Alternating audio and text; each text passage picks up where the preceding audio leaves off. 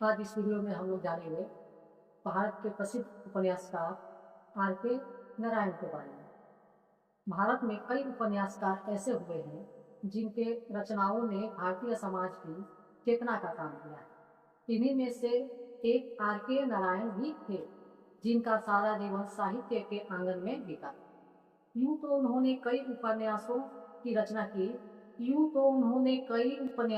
रचना की आर के नारायण की किताबें आपको उनके कुछ कुशल लेखन से परिचित कराएंगे। आर के नारायण की किताबों के माध्यम से आप उन किताबों के बारे में जान पाएंगे जिसमें गरीबी, सामाजिक विभाजन और सपने के पीछे प्रयासरत रहने की विविध भावनाओं को प्रस्तुत किया गया।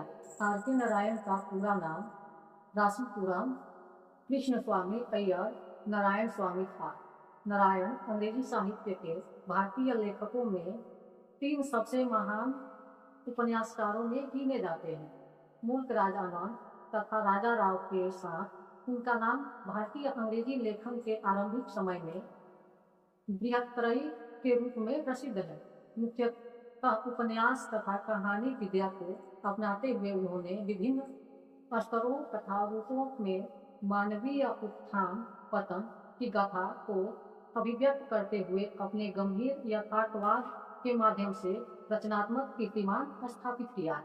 आर के नारायण का जन्म 10 अक्टूबर 1906 को हुआ था और इनका पूरा नाम रासीपुरम कृष्ण स्वामी अय्यर नारायण स्वामी था और इनका देहांत 13 मई 2001 ईस्वी में 94 वर्ष की अवस्था में हो गई।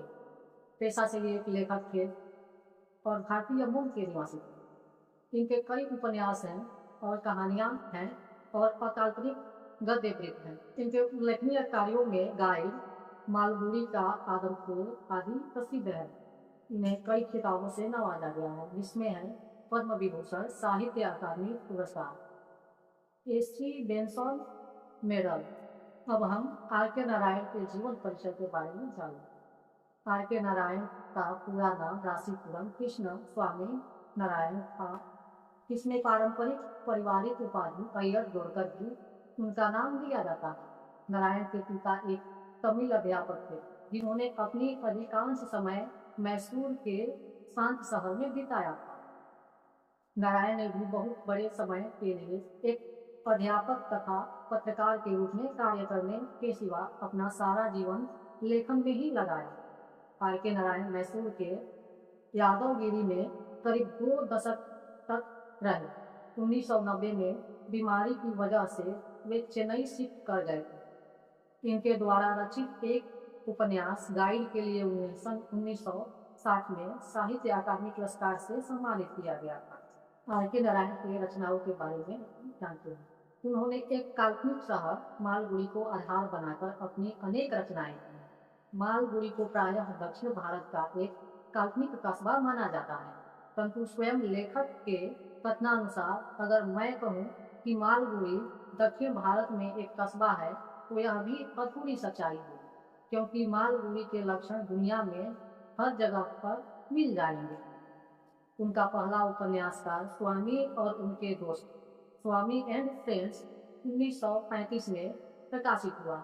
इस उपन्यास में एक स्कूली लड़के स्वामीनाथन का बेहद मनोरंजक वर्णन है तथा उपन्यास के शीर्षक का स्वामी उसी के नाम का संक्षिप्तीकरण है। इस उपन्यास के शीर्षक में ही व्यंग्य सन्निहित है। शीर्षक से कहानी के बारे में पाठक जैसी उम्मीद करने लगता है, उसे लेखक पूरी तरह वश कर देता है। यह स्वामी ऐसा लड़का है जो स्कूल में वर्ग में अनुपस्थित रहकर हेडमास्टर के दफ्तर की खिड़कियों के शीशे को तोड़ता है और अगले दिन सवाल किए जाने पर कोई जवाब नहीं देता तो बेवकूफ़ों की तरह ताकते रहता है और सरासर पीठ पर बीट पड़ने पर तथा डेस्क पर खड़े किए जाने पर अचानक कूदकर किताबें उठाकर यह कहते हुए भाग निकलता है कि मैं तुम्हारे गंदे स्कूल की परवाह नहीं करता। आर के नारायण के कृतियों के स्वरूप। वस्तुतः नारायण की रचनात्मकता के 3 स्तर हैं। उनकी रचनात्मकता श्रेष्ठता का स्वर्ण युग भारतीय स्वतंत्रता के बाद 1952 ईस्वी से 1962 ईस्वी तक के एक दशक से कुछ अधिक वर्षों का समय उनकी रचनात्मकता का स्वर्ण युग था। इससे पहले और इसके बाद के समय को स्पष्ट विभाजित किया जा सकता है। रचनात्मक प्रौढ़ता के इस श्रेष्ठ समय में लेखक के उपन्यासों की त्रयी आई। ये 3 उपन्यास थे: द फाइनेंशियल एक्सपर्ट 1952 ईस्वी में, गाइड 1958 ईस्वी में तथा मालगुडी का आदमखोर the man eater of Malgudi 1962 ईस्वी में। सन 1960 में साहित्य अकादमी पुरस्कार से सम्मानित किया गया और यह साहित्य अकादमी पुरस्कार उनके लेखन गाइड के लिए प्राप्त हुआ था। इसे उनकी श्रेष्ठतम उपन्यास माना गया है। उनकी व्यंग्य दृष्टि अन्यत्र कहीं भी इतनी तीक्ष्ण तथा नैतिक सरोकारों से जुड़ी हुई नहीं है और न ही तकनीक इतनी सूक्ष्म है।